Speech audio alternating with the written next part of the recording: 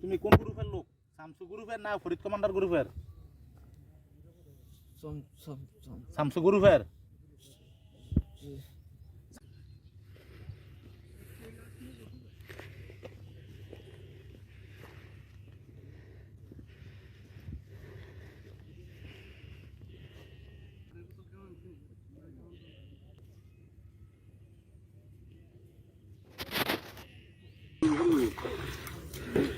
রাখো ওইখানে, রাখো ওইখানে, রাখো ওইখানে, রাখুন ওইখানে, রাখেন রাখেন।